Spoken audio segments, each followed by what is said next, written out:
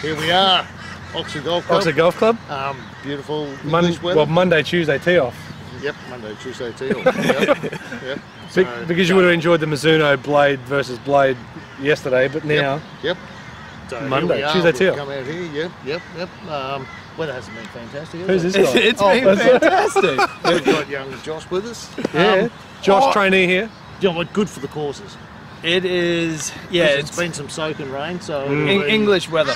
Yep. Yeah, it's been good. Which is fantastic for Australia. This is look, hopefully everything that England is fantastic for Australia. Yeah, hopefully it'll green everything up. Yeah. Of course it will. I mean, it's been months since we've had any rain, and this is really good. It's soaking. Yep. Not too much. No. Hopefully it continues. Yep. Be nice and green. Exactly right. Exactly right. So where have we been? And now, when this is on, is Tuesday. This is going to be the first day of the KOORALBYN Pro-Am. Yes. So that's where. That's where we just were. Yep. So now, I sort of played a half. I played very average. Yeah, I was a bit average too. KOORALBYN sort of bites me a bit. It is a tough course out there. It's the first time I played bad there, so it's disappointing. Yeah, well. Have you played there, Josh? I haven't played there, but I've watched a bunch of videos and I know that there's some water carries and water positions and sand positions. Yeah. You should have played the Pro-Am. Oh, Josh has got I've got to work. other stuff to deal with. It's oh no, look, it's a good tough challenge. Definitely. I keep saying it's a tee shot golf course. If like you could literally hit irons off tees, and of course you're going to expect to hit a couple of long shots in, but at least you're in play. There's so many spots there that you just can get a nasty bounce, or you hit a bad tee shot, and you're making double, triple, and it turns into a very bad round when that happens. Doesn't it?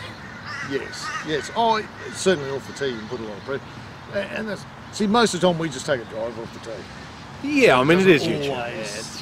It doesn't always help us. It's a fun day. And exactly. You're still showing the course, but you know, you're not showing how to play it. I mean, showing you what not to do. Yeah, most of the time. Because you do. Thanks, mate. Jesus. What would I hit off here? Yep. Driver, how far is it? Oh yeah, it's 220, snap dog leg right, and then you got more water and out of bounds. We'll bend it around there. Yeah, I'm going for it. Every day of the week. Yeah, of course you do. But no, KOORALBYN, it's looking pretty damn good. I mean, it's still bloody dry, again, months and months without rain. Greens were really good. They'll get a bit of this rain, so... Well, we're filming this on Monday, so there's still a day to go, well, it's tomorrow, but anyway. Hopefully they got some rain today and it turns into a couple of really good days for the Pro-Am, but the greens were bloody good. They were pumping so much water into them. Yep. The fairways looked pretty damn good, but again, for something that was months without rain, I was surprised with how good a nick it was. And only just getting back into it. And really and truly, basically. It's still only a year old. Like, you've got to remember that. Yep. So if you saw it, 12 holes. And I played the last half dozen or so with Nick. Sergio Garcia's younger brother. No, young Mick Gilman. Thanks very much, Mick. Mick was really good. We had a bit of a chat about some other stuff they do out at KOORALBYN as well. It was much better company than me too, so it was good. Wasn't it? It was shit on. When I was editing, I was like, man, I don't even need to turn up anymore. Don't comment below. So unfortunately, you had to go. It was just so late. Yeah, basically, it was really good, but we teed off when we should have. A couple of groups took their time, and then we got out to the third and we had a chat to David Barry for maybe an hour, which was great. And then we got out to the fifth and we had a chat to the greens for a bit. And then by that time, by the time we got to the third, it was like 4.5, 5 hours in, and I had to go home to the missus. Do you know what?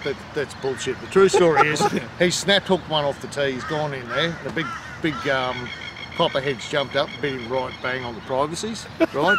And of course, Mick and I were not prepared to suck the poison out of that, so he's had to take off until he could find someone that was willing to. That wasn't what you said earlier. He did suck it out, but it didn't work. Unfortunately, as you can see, someone's sorted me out, saved his life, and good on him. Bit tender. It's terrible. Yeah, bit tender. It's gonna fall off. But anyway, be very careful out there. It's too late now to enter the KOORALBYN Pro-Am. Hopefully, we may have got a handful more. Maybe more people went out because of our vlogs. Hopefully that's the case. If not, go watch. If not, get out there and watch it. There's a whole lot of people out there. I think there's about 70 pros, and And look, it should be a good couple of 2 days. Yep, and maybe next year and I might go and we'll get a room together. Yeah. Be pretty good. Ish. Same bed. Same bed. I think it's morning, afternoon field, and then second day seated. Yes, seated, correct. No, Yep. I shared a room out there once with Jimmy Macklin. Yeah. You couldn't be worse than him. Snorer. yeah, snoring isn't what I'm worried about. Yeah. Those copperheads. They're not that big. Well, that's what I was worried about with Jimmy, yeah. All right, we're going to go straight to some questions, and it's going to be good because Josh can answer them, being an informed PGA member. Cody Jones, another question for next week. Guys, at what point does the move to blade irons come skill, handicap, feel, workability? I read it right, but is that right? So when would you change to a bladed iron? You're a pro. Are you using a bladed iron? I've actually got mixed thoughts about it. I play a bit of a bladed iron. With a bit of help, though. With a bit of help, you look at tour players, Rory and all the ball strikers that spend all week on a range, hit it, they love it, it feels nice because they get it out of the centre. Yeah. If you're a player that, gets half in the centre, half in the toe or heel, it's not going to feel as nice, especially in winter. But, Jordan, AP2s, yeah. And look where he is. I think that pretty well. Well, Dustin Johnson's, I think, blade or some. My understanding is that you need to be hitting balls pretty well every day. Yeah. Well, yeah, basically. Yeah, like we did a fit the other day with the new Mizuno MP18s, and the guy is off a 5 handicapper, and he's got MMC for 3 and 4, SC all the way through to a 9-iron. The 9-iron pitching wedge is a blade with wedges. And at the end of the day, any bit of help is good. Yeah. I'll wear the full MP18 just because they look good in the bag. That's it. They look awesome. That's, for me, because I don't play enough and all I do is vlogs, I don't play outside of it. If I was to be playing events again, then I would probably go the SC maybe all the way down. Yeah. Just because there's that little bit more help, but it still looks... SC maybe to 8-on, and then you can get the blades because... If you're going to... There's no such thing as combos, it's still one, isn't it? Yeah, it looks better in the set, but at the end of the day, it's what works best for you guys. That's right. Like, awesome, I got a full set of blades, and you've all of a sudden gone from a 5 handicap to a 15 handicap because, it's not as forgiving as what a slight cavity is, which is... And certainly in the longer irons. Yes, the shorter irons, you can get away with them. Look, I got a set of blades, I'd take them out for a bit of fun. Yeah, and it's a bit of fun. So if I was actually playing in the comp, I wouldn't use them because I feel I don't get... But I like the look of them, like the feel of them, so every now and then I just go and use and play 9 holes. If you guys are using something, for example, like an AP2 where it's a bit bigger cavity and it's helping, but you want to work on your ball striking, go out and get like a 7-iron in a blade and just have that as a practice club and work on your ball striking. But at the end of the day, it's about what you have on the score and what feels comfortable rather than my clubs look super hard, this is me. And I think that's why, like, it's only a cheap set of blades, but I think some of it's that. I go out, play 9 holes, and you do have to really concentrate because you can't afford to get, and I think that then it does help you when you take your normal clubs in. Yeah, like, if you're a kid and just starting, like, when I first started, I was 13, 14 getting into it, and I had dads really old set from 30 odd years ago, which were the traditional, this is a blade, I'm cutting butter with it. Yeah, the blade. That's what I learned to hit. Yeah. That helped out a lot. But there you go. No, but I totally agree. Exactly what Josh said. At the end of the day, you like the look of it. And if you can't hit the middle of the face 80% of the time, maybe 90% of the time, there's almost no point. Yeah. Or else you're going to affect your scores or potential scoring ability. Next question, Aussie Mike, who's just been on holidays. Yes, he's been bloody all around Europe. Yep. Lucky bugger. He was saying that his foursome or 4-ball would be good to have Lexi and Spieth. But the question is, do you think MOI matching and spining are beneficial? Who? A moment of inertia matching. It's slightly different to swing weight. Yeah, it's all about the club and technology within the club and forgiveness and ball speed off the face. Consistency and all that. Now, I actually have done a little bit of MOI matching. Do I think it's more beneficial? Well, than swing weighting, probably not. Like at the end of the day, it's all this spining stuff on a computer. It'll tell you that this is 70% better oscillation than what it come out as in the beginning. But the human factor's always there. Yeah. And then Ping have also done studies where they say there's only 2 oscillations in the golf swing. So how much is that actually benefiting anyway? Yeah, So you're saying it's my swing that's a problem? No, So I've been blaming the clubs, and it's not them at all. Oh, it's definitely not your clubs. By the way, if anyone's looking for a cheap set, haven't been hit out of the middle yet. But yeah, I haven't taken a divot either. Yeah, I tried to put sand in it, but yeah, the bottoms are very nice. And end of the day, it comes down to what you guys can stand over, look down, and like. And then as soon as you have your swing, you match your club to your swing and have slight improvements, not have 1,000 lessons after getting the new clubs to match those new clubs to a new swing. Yeah. Find what works, make your small adjustments around that, and you'll find your game is just improving. Yeah. You can spend thousands of dollars on clubs. And at the end of the day, if you need to spend that $1,000 or thousands of dollars to get that to a point where you're comfortable to hit them and be confident with them, then spend the money. Yeah. If not, spend it on coaching instead of the clubs, and then work your way up. Yeah.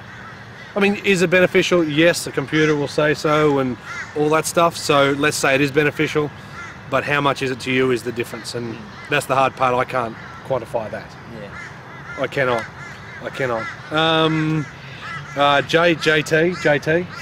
JT was JT. Horses. The horses. Getting a few winners up. Yeah, he did say that he would have Zach Johnson on his 4-ball for to play with him, which good on you, Zach. Question: how can you maximise the benefit and investment of lessons, ongoing lessons versus occasional lessons? What should you ask a potential teacher before you decide who to invest with? Cheers, boys. Cheers, JT, for the question. It is a good one, and everyone needs to think about it. Yeah. Because you might go to a coach and you want something out of it, but they might not be the coach for you. But I would say if you guys are going weekly or fortnightly, and then your game's starting to improve, but you've only done practice on a range or a putting green or practice chipping, definitely also recommend going out on the course, because you don't want to be a range warrior and you can hit everything on the range, but as soon as you get to the course and you've got the same meterage and then you're starting to flush it 40 metres right and left, it's not going to help you. So there's many parts to a game. Working on it with a coach, yes, definitely. Working through and creating a plan at the start to say, all right, we'll spend the first 3 or 4 lessons on the range and putting just green and chipping, out a little bit of and work technique. on the swing and technique, and then get out on the course. And then you're also matching, your course management, game management, how you handle certain situations. Definitely work on a plan at the start with the coach. Definitely, and even get your coach out on course with you. Try to do a playing lesson or 2, because then he or she can see your tendencies. What it's like maybe if they put a bit of pressure on you, how you react, what your good shot is, what your bad shot is. Because on the range, plenty of guys that can hit balls. Yeah. It's pretty hard to kind of put it all together on the course. Yeah, look, I agree. I see my kids when they were getting coaching. So when they first started, it was basically on the range. Let's just narrow down where those balls are going to. Yep. But cool. A lot of these balls now are going pretty good. Now we need to get out on the course and put it all together, and it's a different thing. Because like you said, you hit a ball and you go, no, that's not too good. That's all right, just hit another one. Hit another one. Hit another one. As where you don't have that ability once you're out there playing. That's right. You need to start nailing some good shots. And you don't have consequences on the range. Yeah. Whereas in play you do. Yep. Like I said, you can hit a ball terrible and just go, oh. It's something that we are doing, for example, with our juniors. We've got a 4-week set out where they'll come in and we'll do like a full swing probably in the 4th week. But for the first 3, you might work on a chipping, which is the smaller part of your swing, then bunkers, which are slightly bigger. And then you've got your full swing, so they've got all of it working together, and putting. And then you'll go out, and for the next 3 weeks, you'll play holes, and then you'll play a competition, and then you'll play a different sort of competition where they're learning the game of golf, plus also meeting a bunch of different other people. That's good. I might come out for Yeah, it. you need it. How old are the juniors up to? Well, our youngest 51. one is was 3, just turned 4. And then our oldest junior that occasionally comes because he's off 1 handicap, he's about 17. cool. Right, don't pair me up with him. But in saying that, it's always good to see where the young guys can look up to the older guys saying, all right, in a couple of years, I can be where you are. That's right. Yeah. Playing great golf. At the end of the day, everyone wants to strive to be better, and it's always a good thing. Oh, mate, everyone's like that. It's been good having Josh here. You're looking up to me and realising that one day you could be like that. One day I could overswing and somehow turn my hips back to a square position with a square club face. Well, RICHO. All right, well done. I don't think you can. No, you're buggered, mate. I'm not flexible enough. It's only me and John Darwell. But guys, it's been good to have Josh here. Thanks, Josh, for coming on doing this. We'll have to get Josh out and a couple of the other trainees at other times. Yeah, well, some of the questions and stuff, it's good. Yeah, it's been really good to have a someone different else's opinion rather than ours. Totally agree. So talking about playing, so someone did ask us and they said, well, you know, who would you take as a partner in a pro tournament? Who would you take as a partner in a pro tournament? So you can play with anyone. I must admit, I'd probably prefer a female golfer, not in any disrespect or anything, but to see how they play, and like if you're playing the same course as a man and you're a female, it is different strength, different flexibility. It's basically a whole different course, but if you're playing in a pro-am or something like that, it's your opportunity to talk to a pro or someone of a higher caliber that's playing a lot more to see, all right, if you're in this position, what would you do? And then you can compare it against what you do, and like you're in a group of 4. See what everyone's doing. You got eyes; they're not painted on. Have a look. Yes. So which one? Female. Which female? Laura Davis. Lexi. Laura is good. Oh, Laura's great, Richard. Yeah, Laura is good. You know, Well, Butch Harmon always reckons that Curry Webb had the best golf swing. she is quite solid. Yeah. Like there's a person which is solid. Like He was coaching Tiger at the time, and he reckons the best swing in golf was Curry. yeah, well, she was winning. Yeah. Another one that's solid all around, Lexi. Be hard to go past Lexi. You cut, and then you got Australia's #1 at the moment as well, and like they are where they are for a reason. Yeah. Yep. Yeah. So don't be afraid to ask a question. So I would go Lexi. Lexi? Just beautiful. for So difference. a lot of people always ask, what 3 players would you take in a foursome, right? And, I like your answer. Yeah. Yeah. I don't know about that, because if you went and played a foursome with 3 other players, you wouldn't be able to spend a lot of time with each of those players. So I always like the idea that you could play with one person, right? So you could go and spend 4 hours, 5 hours just with that person rather than trying to come across 3. Yeah. If you could play with one person ever, dead or alive, who would you love to go and spend 18 holes of golf course? Bill Murray. Oh. Every day of the week. Bill Him Murray? or JT. JT, Justin Timberlake. Yep. You dancing? I would. They. Justin Taylor. Yeah, we can get JT. Mate, we can get you JT. Yeah, he would come every day. Bill Murray or Justin Timberlake. Like, Wow. they are Alive or professionals dead? in a different field, but you just go out and watch them. Like, they play in their celebrity ones, or they'll go out and they always have a huge crowd, but they're there to encourage and make sure they're having a great time. Yeah. And if they're having a great time, then they'll play well. And cross fibres. I'd have to say Hogan, just to see what the mystique was all about. You know what I mean? Like, he was that good, was he? Maybe even Mo Norman. Maybe probably those 2 would be pretty hard between the 2. Yeah. Yourself? JFK. Why? Just like to go and play, spend 4 hours playing with JFK. Apparently, he's a target practice. Yeah. No. He was a fair golfer, and Yeah. I think a pretty interesting bloke. Lots of things I'd love to ask him. Yeah, That's the way. Donald Trump's the best lowest handicapper, isn't it? I think so. He plays more golf than the rest of them too. Yeah, he's Yeah, got a but- good course. He's got a couple. Yeah, I think it'd be interesting. Yeah. Have that person for 4 hours and be able to ask him some Comment down questions. below who you would like to spend time with. Just you and another person, Yep. a whole round of golf. Because a foursome's great, but you don't get to spend as much time. So comment No. one person Yep. And A why. live and audit. why. Yeah, exactly right. Yep. Live I did. Yeah. Yep. I just think that Joe knows a keen golfer and pretty interesting sort of dude. Yeah. Before it starts to rain, so where did we go last time? Where were we with Wade Nader?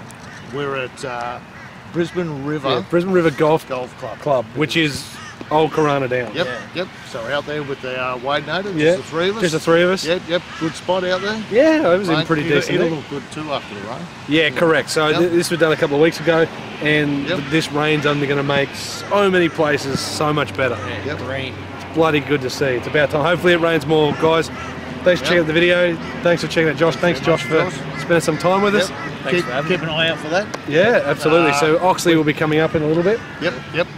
So we'll definitely get out again. Yeah, Oh, definitely have to get Josh out definitely. here. Definitely got to get out. Yep. So we've got a bit of a challenge going on with Yeah. a couple of young ladies. There's a father and son Take team it. here. Yeah, we've got to. Jimmy hasn't been replaced. Maybe it needs to be used to. Jimmy has to be on the other team with maybe Kieran or somebody because it's the you're having a tiff in the family. Oh no, Jimmy, come on, mate. It He'd be loving You'd it. have a handkerchief, wouldn't you? Oh, no, he has one for those Go buy times at one work. and give it to him. a shirt or Toughen something. up, mate. Chief. Come on. But anyway, guys, yeah, comment below on the player you would play with and why. Yep. Thanks, Josh. Thanks, Richo. We're going to get out of this rain. Yep, before it starts raining. And that, what it looks like here is not what it looks like here. Yeah. It's rather dark right now, Yeah. and that looks very light. Yeah. But anyway, guys, see you next time. Like, share, subscribe, and we'll see you next time. Beautiful. Cheers. Done. Done? Done.